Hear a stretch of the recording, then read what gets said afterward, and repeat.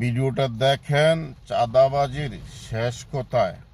মহিলা নেত্রী, বুঝতে তো পারছেন, সেও দেখেন এই তরমুজ ব্যবসায়ীর কাছে চাঁদাবাজি করতেছে বা চাঁদাবাজি নিচ্ছে, আর সেখানে সাংবাদিক প্রতিবাদ করায়। বিস্তারিত ভিডিওতে দেখেন।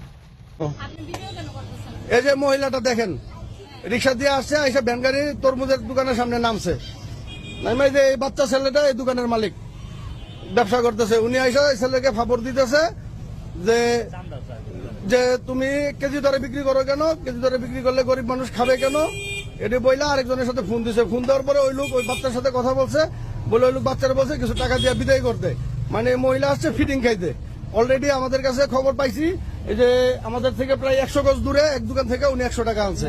ওনারা জিজ্ঞাসা করতেছি কেন আনছেন 100 টাকা, উনি আমাকে বলে ভিডিও করি কেন। উনি বলে না যে কেন 100 টাকা আনছে, উনি কোন কারণে আনছে। উনি কোনো ডিফেন্সের লোক না।